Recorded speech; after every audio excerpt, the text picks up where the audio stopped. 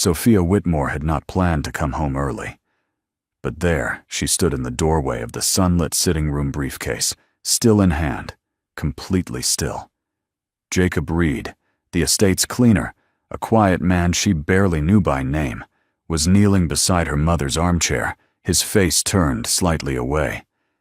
Tears moved down his jaw in silence. Margaret's thin hand held his with a grip that looked like certainty. And Margaret was smiling. Not the polite, medicated smile Sophia had grown used to seeing. Something real. Something Sophia had not been able to give her in months. Sophia did not move from the doorway for a long moment. She watched Jacob slowly become aware of her presence, his shoulders straightening his free hand, moving to wipe his face in a single quiet motion. He did not scramble to his feet or offer an explanation. He simply looked at her with steady eyes, nodded once, as if acknowledging something that needed no apology, and then gently released Margaret's hand and stood. Margaret turned toward the door and saw her daughter, and the smile on her face did not fade. That was the part Sophia could not stop thinking about afterward. The smile stayed. She set her briefcase down in the hallway and said nothing. Jacob excused himself and left the room without being asked, his footsteps barely audible on the hardwood floor. Sophia walked to her mother's chair and leaned down to kiss her cheek. Margaret's skin was cool and paper-thin beneath her lips. The room smelled like chamomile and something faintly floral, a scent Sophia did not immediately recognize, though she would later learn it came from the small pot of dried lavender Jacob had placed on the windowsill, because Margaret had once mentioned in passing that it helped her breathe easier in the afternoons. "You're back early," Margaret said. Her voice was soft but clear, carrying none of the strained effort Sophia had noticed over recent months. Sophia pulled a chair close and sat down. The meeting wrapped up faster than expected. She studied her mother's face, the color in her cheeks, the relaxed set of her jaw. "You look well today." Margaret glanced toward the door through which Jacob had disappeared. "Jacob read to me this morning, from the garden book I've had since your father was alive. I didn't think anyone even knew where I'd kept it." She folded her hands in her lap with a kind of calm that looked almost effortless. "He found it on the shelf in the blue room and asked if I'd like him to read from it, just like that." Sophia did not respond right away. She looked at her mother's hands, the same hands that had braided her hair when she was small, that had signed school permission slips and held her face during fevers, and realized she had not held them in longer than she could honestly remember. Sophia Whitmore had built her company the same way she had built most things in her life, through precision endurance and a refusal to let sentiment interfere with strategy. Whitmore Tech was valued at just over $4 billion by the time she turned 38. She had appeared on the covers of 3 major business publications in the last 2 years alone, and had closed acquisitions on 4 continents in the span of 18 months. People who worked with her described her as brilliant and relentless. People who worked for her used similar words, just in a different order. Her mother had never said anything like that about her. Margaret Whitmore had always described Sophia simply as her daughter, with the particular weight of someone who meant it as the highest possible designation. Sophia had spent most of her adult life being vaguely uncomfortable with that kind of love. It asked nothing of her and expected everything, and she had never quite known how to hold it without feeling the pressure of all the ways she was falling short. The diagnosis had come 14 months ago. Stage 4. The doctors had been careful with their language and generous with their timelines, but Sophia had read the actual reports herself and understood precisely what they meant. She had immediately arranged for the best palliative care team in Connecticut, had the estate's ground floor converted into a comfortable living space so Margaret would not have to manage stairs, and had hired a full household staff to ensure her mother wanted for nothing. She had done all of this in the span of 1 week, managing the logistics from her office in Manhattan with the same efficiency she brought to any complex operational problem. What she had not done, what she kept meaning to do, and kept not doing, was simply come home and sit down. Jacob Reed had been on the estate staff for 11 months. He was 35, lean, and quiet in the way that some people are quiet, not from shyness, but from a long habit of getting through things without making a scene. His wife had left 4 years earlier, citing a distance between them that she said had nothing to do with geography. He had not argued the point. He took the job at the Whitmore estate through a staffing agency, and his listed responsibilities were general maintenance and grounds upkeep, clearing gutters, managing the heating system, keeping the exterior in order through the Connecticut winters. He was not hired to sit with Margaret Whitmore. He had started doing it anyway, gradually, and without announcement, the way that certain things happen when a person pays enough attention to notice what is actually needed. It had begun simply. One afternoon in his second month, he had been repairing a window latch in the corridor outside Margaret's sitting room and heard her trying to reach something on a high shelf, a book, as it turned out. He had knocked, retrieved it for her, and she had said thank you in a way that suggested she had not spoken to anyone in several hours. He had asked if it was a good book. She had told him it was her late husband's favorite. He had said he would like to hear about it sometime if she ever felt like talking. She had looked at him for a moment, as if trying to determine whether he was being polite or genuine, and then she had asked him to sit down. He had stayed for 40 minutes that day. After that, the visits became a quiet regularity, never scheduled, never discussed with anyone else on the staff, simply part of the rhythm of his days on the estate. He had lost his own mother when he was 10 years old, taken suddenly by an illness that no one had thought to explain to him until it was already over. That absence had never entirely closed. It had simply become part of the architecture of who he was, a room inside him that remained furnished but empty, that he passed through sometimes without meaning to. Margaret Whitmore didn't fill that room, but sitting with her, listening to her, making sure she had what she needed in the hours when no one else thought to ask those things, gave the room a kind of use it had not had before. He did not articulate this to himself in those terms. He simply kept showing up. 3 days after Sophia returned home, she called Jacob into the study. The room was one of the more formal spaces in the house. Dark wood, tall bookshelves, a desk that had belonged to her father, and still smelled faintly of the pipe tobacco he had favored. Sophia sat behind it in a way that made the setting feel less like a home and more like a boardroom.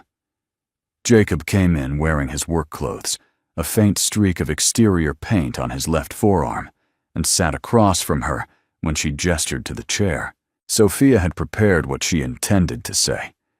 She had in fact written a few notes, which she did not look at, because she did not need to. "I want to talk about the time you've been spending with my mother." Jacob nodded. "I figured. Your contract covers maintenance and grounds.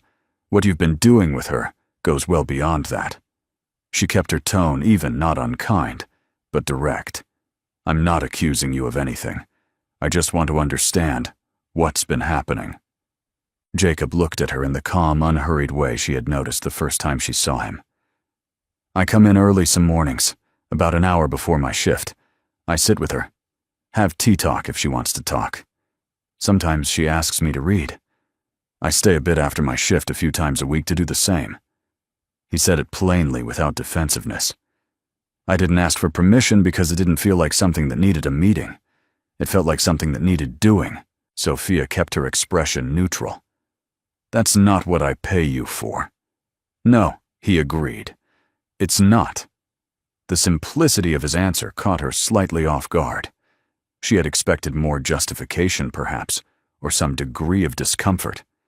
Instead, he held her gaze and said nothing further, as if he had already made his position clear and saw no need to embroider it. "My mother is receiving professional care," Sophia said. "She has a full medical team, a nurse on call, everything she needs." Jacob's response came measured and without edge. "She has everything she needs medically. That's not the same thing." He did not say it as a challenge. He said it the way someone states a thing they believe to be simply true. "I've sat with her enough to know she's not lonely for company.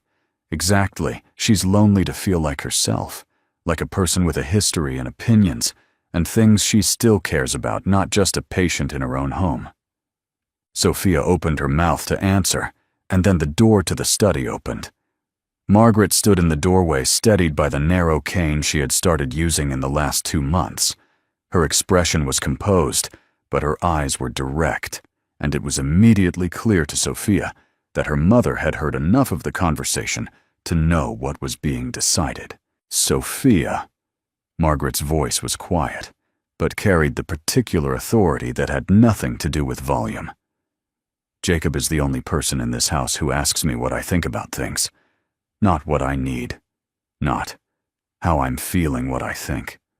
About the garden, about books, about the state of the world." She moved to the edge of the doorway and rested her hand on the frame. "I'm still a person. He treats me like one. That matters more than you understand right now." Sophia looked at her mother for a long moment. Then she looked back at Jacob, who had not turned around to watch Margaret speak, and did not appear to require any validation from the exchange. "Continue what you've been doing," Sophia said finally. The words came out more quietly than she had intended. Jacob stood, nodded once to Sophia, and then to Margaret, and left the room. That evening, Sophia sat alone in the kitchen, long after the rest of the house had gone quiet. She poured herself a glass of water, and stood at the counter and didn't drink it.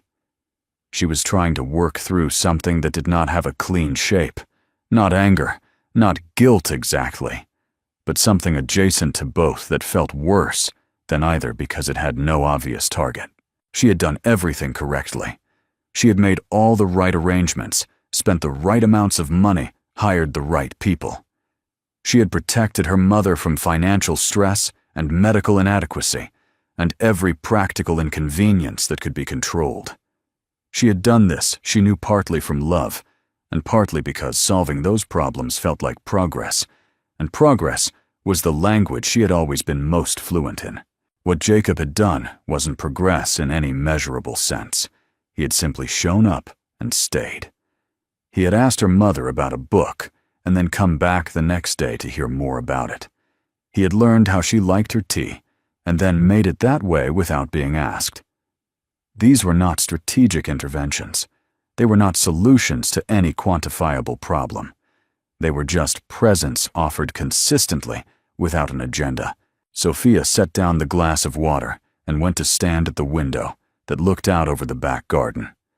The night was clear, and the garden was dark, but she could make out the shape of the grounds her mother had spent decades tending: the wide south-facing beds, the stone path that ran along the perimeter, the tall hedgerow along the property's edge that her father had planted the year they moved in, and along the far eastern wall, barely visible in the darkness, the outline of the climbing rows that Margaret had trained up the brickwork sometime in the 1980s, and that had been growing there season after season ever since.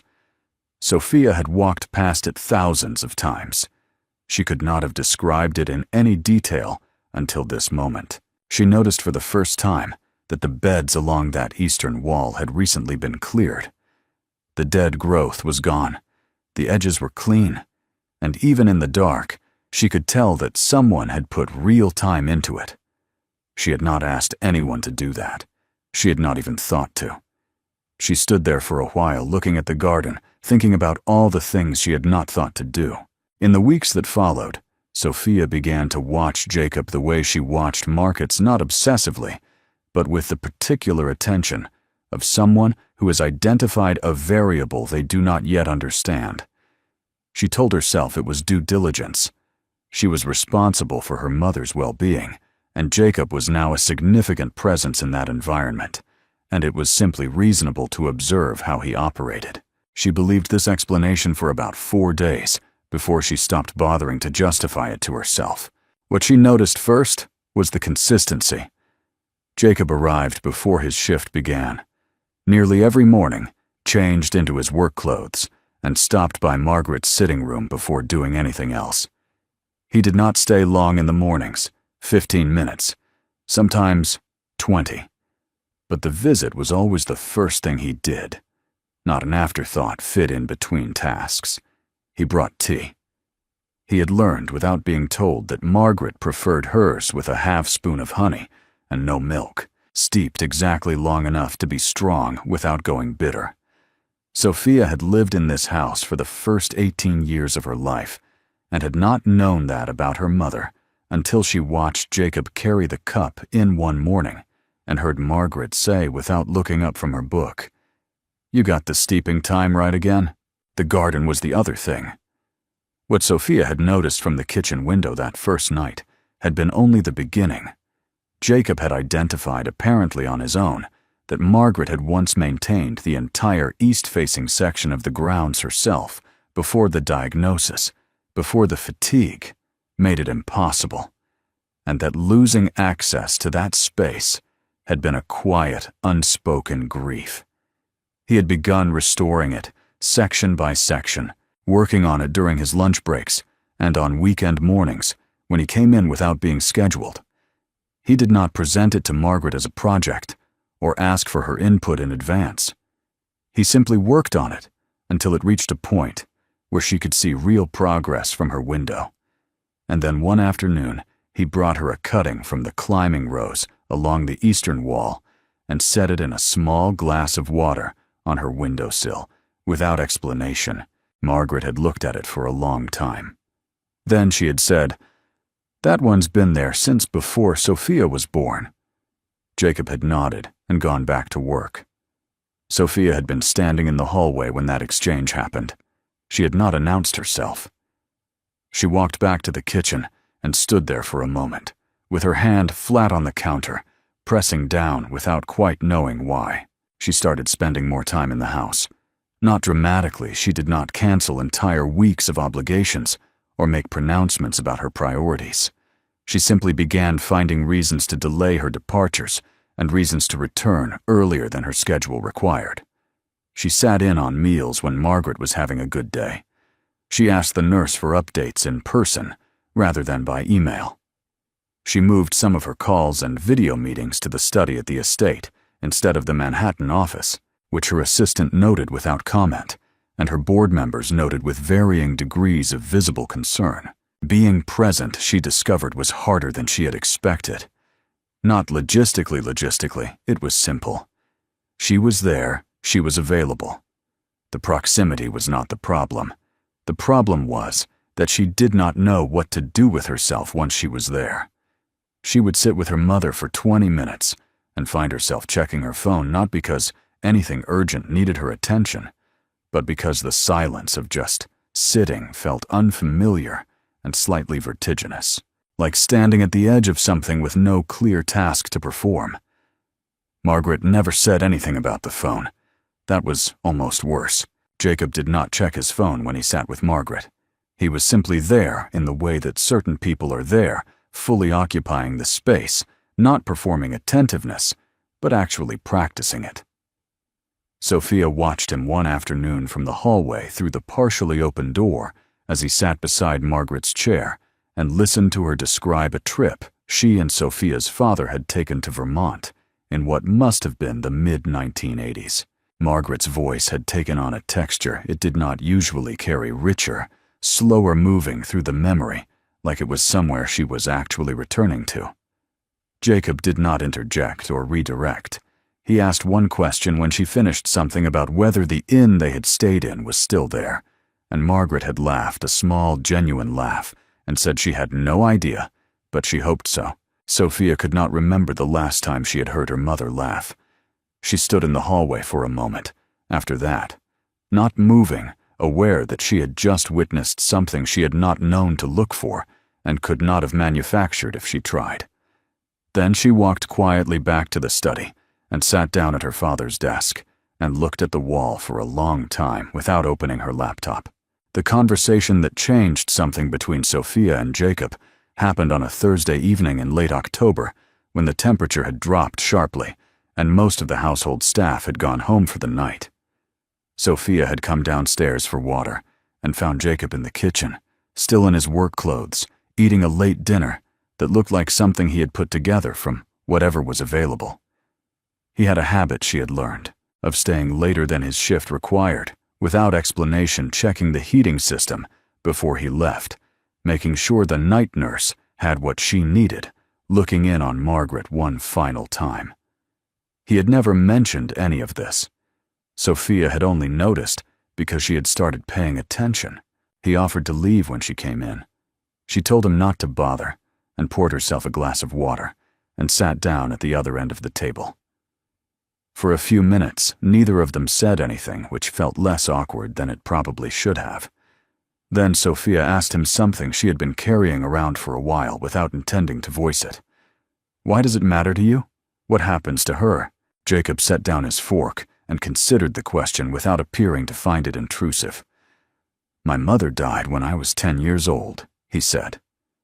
"I didn't get to say goodbye.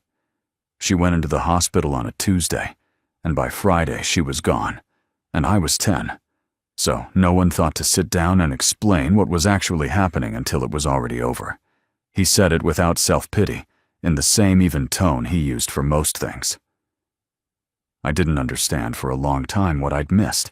I thought I was upset about losing her. It took me years to realize I was also upset about losing the chance to be there, to just be in the room with her while there was still time." Sophia looked at the table.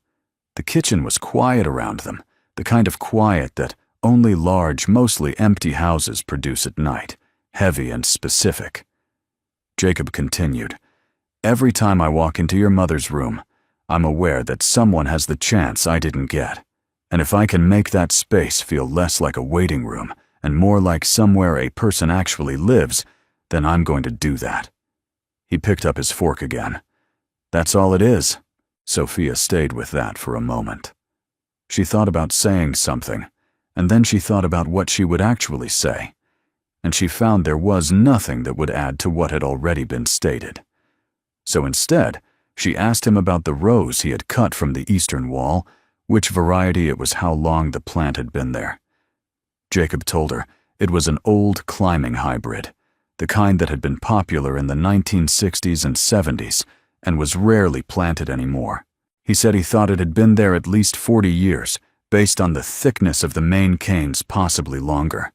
He said old roses like that were actually easier to keep than people assumed. They just needed someone to pay attention to them consistently, which most people didn't bother to do. They talked about the garden for a while in the quiet kitchen, and it was the most honest conversation Sophia could remember having in a long time. Not because of what was said exactly, but because of what was not performed. Neither of them was managing the other. They were just two people sitting in a kitchen at night, talking about a rose. When she went back upstairs, she stood outside her mother's door for a moment. The light underneath it was off. Margaret was asleep. Sophia stood there with her hand raised, not quite touching the door, understanding for the first time with real clarity that the person who had been farthest from her mother's life over the past 14 months had not been the nurses or the doctors or the household staff. It had been her. The one person who had arranged everything and understood, on some operational level, that this was all she had to give, had given it, and believed that was enough. It was not enough. She had known this somewhere below the surface for a long time. She was only now allowing herself to know it at the level where it had to be dealt with. 2 weeks later, the board of Whitmore Tech called an emergency meeting. The European acquisition, a mid-sized software firm based in Munich that Sophia had been pursuing for nearly a year, had reached its final negotiation stage, and the other party had imposed a hard deadline. There were conflicting interests among several of the board members, structural complications with the terms, and a counterpart on the other side, who had made it clearly known that the deal would only close if Sophia herself led the final weeks of negotiation in person. The board presented this to her as the obvious next step. The acquisition was worth over $900 million. The timeline required a minimum of 3 weeks in Europe, possibly extending to 5. Sophia sat through the meeting without interrupting. She had her tablet in front of her, and she did not look at it. When the board finished presenting, she told them she would have an answer within 24 hours and ended the call. She sat in the study for a long time after that. The numbers were not complicated. She could do the math on the acquisition value in her head in under a minute. And by any objective financial measure, it was the most significant deal her company had pursued in 4 years. Missing it or sending someone in her place and watching the deal collapse would have consequences that would take years to untangle. She understood this clearly. She also understood that downstairs at this moment, her mother was having a difficult afternoon. The nurse had mentioned that morning that Margaret's breathing had been more labored than usual, and that the fatigue was increasing in a pattern that suggested things were moving faster than the most optimistic projections had assumed. Sophia looked at the phone on the desk. She thought about calling her deputy. She thought about the acquisition. She thought about what Jacob had said in the kitchen about being in the room while there was still time, and then she stopped thinking about the acquisition and started thinking about something she could not name precisely. But that felt like a door she was standing in front of again, and this time she was not sure it would remain open if she walked away from it. She did not call her deputy that night. She told herself she was still deciding, but she already knew what the weight in her chest meant. She had always been good at reading data. The data in front of her, stripped of the financial figures, was very simple. Her mother's time was finite and measurable, and she was running out of the most basic thing. Not money, not resources, not capability. Just time that had not yet been spent in the wrong direction. The board could wait for 24 hours. She went downstairs and knocked on her mother's door and asked if she could come in. Margaret said yes. Sophia sat down in the chair beside her, the same chair where she had found Jacob, kneeling on the day she came home early and did not check her phone for the rest of the evening. They talked for a while about small things, the garden, a book Margaret had been reading, a memory she had of Sophia at age 7, insisting on wearing a specific red coat to every occasion regardless of the weather. Sophia had forgotten about the coat entirely. Hearing about it now from her mother's voice felt like recovering something she had not known was missing. It was not a grand gesture. It was not a resolution. It was just one evening where she stayed, and for the moment that was the only decision she was capable of making and the only one that felt true. But then, 3 days later, everything changed. It was past midnight when the sound came from the floor below, a sharp, alarmed voice from the night nurse, and then the sound of movement that had none of the usual calm of the house at rest. Sophia was on her feet before she was fully awake. She was out the door and down the stairs in seconds. Through the open doorway of her mother's room, she could see the nurse on the phone, her voice low and fast, and Margaret in the bed with her eyes open, but her chest moving in a way that looked labored and wrong. Jacob was already there.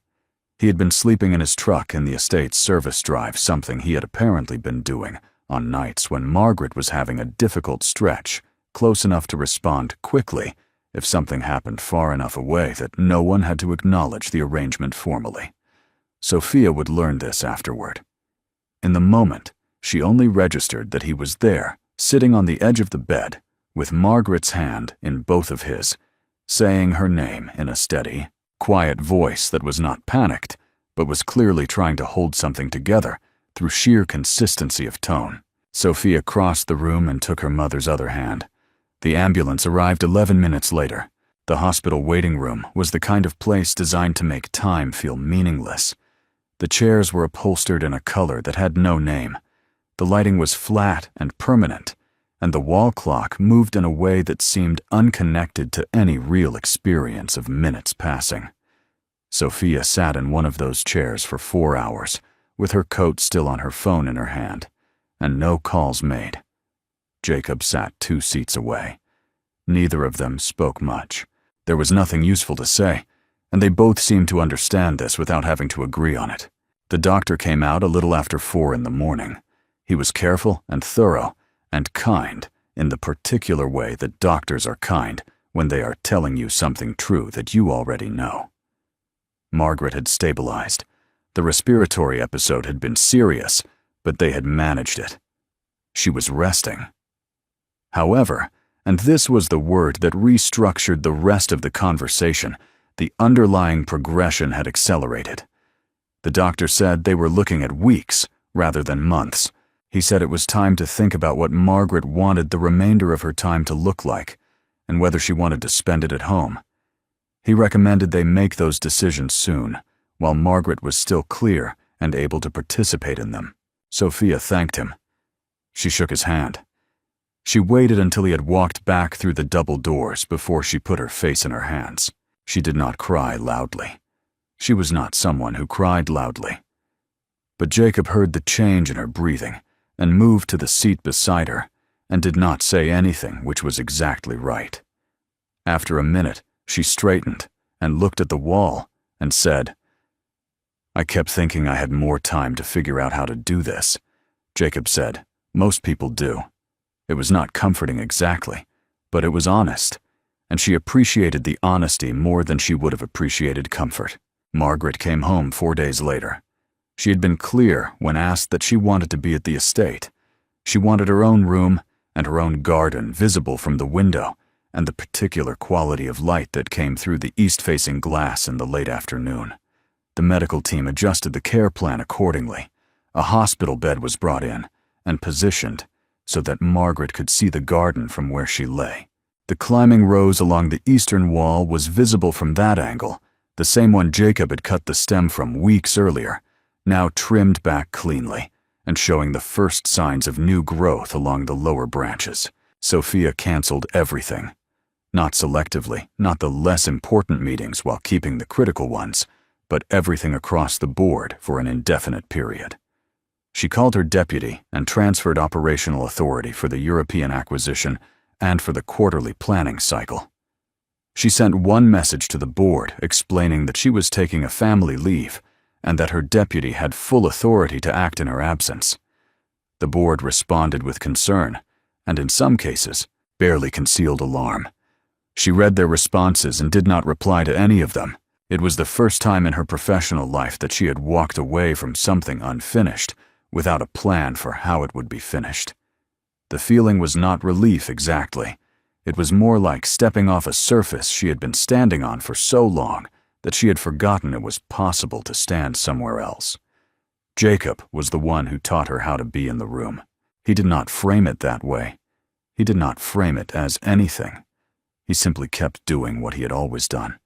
And over the days that followed, Sophia began watching him the way she had watched him in the early weeks, except now she was not observing from a distance. She was in the room. She saw at close range how he managed the particular difficulty of being present with someone who was dying without making the dying the center of every interaction. He talked to Margaret about things that had nothing to do with her condition. He asked her opinion on whether the hydrangeas along the south wall should be cut back before winter or left until spring. He brought in the newspaper some mornings and read her the parts she found interesting. Not the obituaries, not the health section, but the arts coverage and the long features on places she had always wanted to visit. When Margaret was too tired to talk, he sat with her in a quiet that did not feel like waiting. It felt like company. Sophia started doing some of these things herself. Slowly, imperfectly, with the particular self-consciousness of someone learning a skill in front of the person they most wanted to impress. She brought tea in the mornings. She had learned the steeping time finally, and got it right on the third attempt, and Margaret had looked at the cup and then at her with an expression that was not quite a smile, but was something close and warmer. She sat beside the bed in the afternoons and asked her mother about things she had always meant to ask about, and had kept deferring what her own parents had been like, how she and Sophia's father had met, what she had wanted to be, before life moved her in a different direction. Margaret answered all of these questions with a completeness that suggested she had been waiting for them for a long time. Sometimes the answers went on for an hour. Sophia listened without looking at her phone. There were hard days. Days when Margaret's breathing was difficult and conversation was impossible. And all Sophia could do was sit there with her mother's hand in hers and be inside the helplessness of it without trying to fix anything. Those were the days that cost the most. She had spent her entire adult life converting helplessness into action, identifying the problem, allocating the resources, implementing the solution. There was no solution here. There was only the sitting, and the holding, and the being present inside something she could not control or resolve or make better through any application of will or intelligence or money. It was the hardest thing she had ever done, and it was also, she understood with a clarity that surprised her, the most important. On one of those hard days when the afternoon had gone quiet, and Margaret had drifted into a shallow sleep, Sophia sat in the chair beside the bed and looked at her mother's face for a long time. The lines around her eyes, the particular way her breath moved, the way her hand rested open on the blanket. She thought about all the afternoons that had passed in this house over the last 14 months while she had been somewhere else in conference rooms on planes, in hotel rooms, in cities that all looked the same after midnight. She had been building things.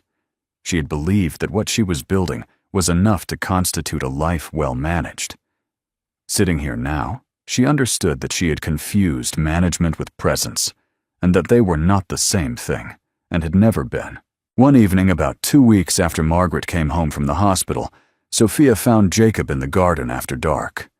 He had brought a small lamp out and was working on the beds by its light, doing something careful and precise with the soil around the base of the climbing plant along the eastern wall. Sophia came and stood nearby without interrupting him. After a moment, he looked up. "She told me today that she's not afraid," Sophia said. It had been on her mind since the afternoon. She said she's tired, but she's not afraid. I don't know how she does that. Jacob set down the small tool he had been using and sat back. "I think she's had time to make her peace with things," he said.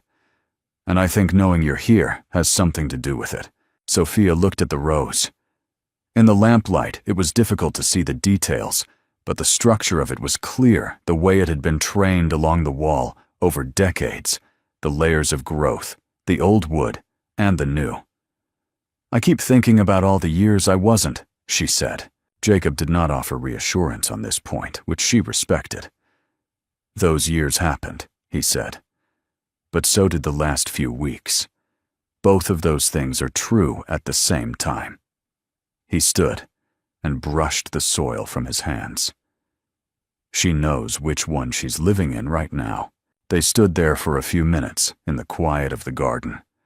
The night was cold and clear, and the lamp threw a circle of warm light around the base of the rose and left everything beyond it in darkness.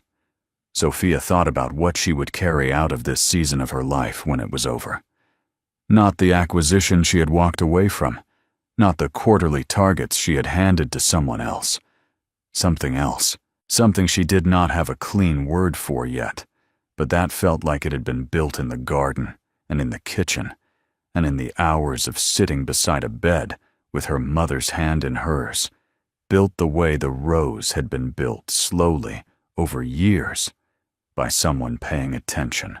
Margaret died on a Tuesday morning in November, when the light through the east-facing window was exactly the way she had said she liked it. Sophia was holding her hand. Jacob was in the room, standing near the window. The nurse stepped back and let the space belong to the three of them, and then to the two of them, and then only to Margaret, and then it was over. Sophia sat with her for a long time afterward. She did not move or speak. The room was very quiet, and the light kept coming through the window in the same unhurried way, and the climbing rose was visible along the wall outside its new growth, still small and pale against the older wood. Sophia looked at it for a long time. She thought about the day Jacob had cut the stem and set it in a glass of water on the windowsill, and what Margaret had said that the rose had been there since before Sophia was born. Some things outlasted the people who planted them. Some things simply kept growing. The weeks that followed the funeral had their own texture, administrative and quiet and grief-edged, in the way that weeks after loss tend to be full of paperwork and thank-you notes and practical decisions that feel like an insult to the scale of what has happened, but must be handled anyway. Sophia moved through them methodically, which was the only way she knew how to move through things. She did not return to the full pace of Whitmore Tech. She could have her deputy had managed the European acquisition competently in her absence, and the board was relieved to have her attention back. But she found that she was not interested in returning to the shape her life had held before. Something had been rearranged in her, and the old configuration no longer fit. In January, she called Jacob and asked him to meet her at the estate. She had been thinking she told him about a foundation, named for Margaret, focused on the kind of care that the medical system did not cover and did not think to ask about the presence, the conversation, the being treated like a person that her mother had named as the thing that mattered most.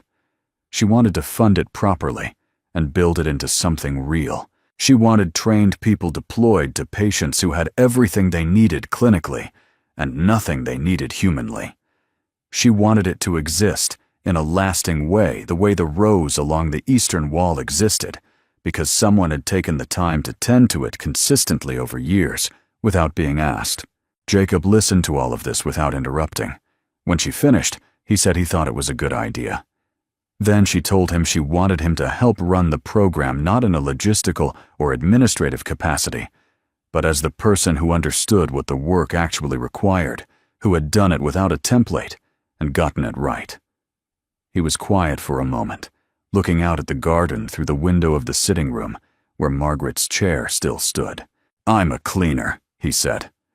Not as a protest, more like a fact he was placing on the table to be examined. "You were," Sophia said, "and you were better at the thing that mattered most than anyone I've ever hired." She met his eyes. "That's not nothing. That's actually everything." Jacob looked at the chair for a moment longer. Then he nodded. The following autumn, Sophia stood in the garden on a clear morning with the kind of light that makes everything look like it has been recently cleaned. The climbing rose along the eastern wall had come through the winter and was showing new growth along its upper reaches, higher than it had been the year before, reaching further along the wall in both directions. She had not planted it. She had not tended it. It had been here before her, and it would likely be here after her, doing what it had always done, which was simply continue. She thought about what her mother had said in the last clear conversation they had shared, that the thing that had made her happiest was not the money or the arrangements or the careful management of her care. It was that Sophia had found her way back to her heart. Margaret had used that phrase without any self-consciousness, the way she used most phrases, as if the language said exactly what she meant, and there was no need to dress it up or qualify it. Sophia had not been able to respond at the time. She had just held her mother's hand and nodded, and Margaret had seemed to understand that as sufficient. Standing in the garden now, Sophia thought it was the most accurate description of what had happened. She had found her way back to something. It had taken a man she had nearly dismissed, a garden she had not noticed, and a window of time that had been shorter than she ever allowed herself to believe. But she had found it. And unlike most of the things she had built in her life, this one did not require maintenance to remain standing. It had simply become part of the structure of who she was. The Foundation's first cohort of care companions would begin their training in 3 weeks. Jacob had spent the last 8 months developing the program with a quiet thoroughness that surprised no one who had watched him work. Sophia had matched his effort with resources and infrastructure, and the particular drive she brought to anything she committed herself to fully.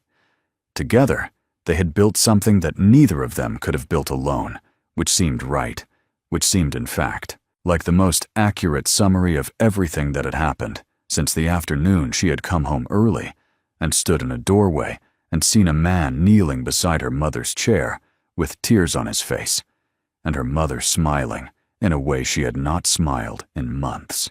She had not understood it then. She understood it now.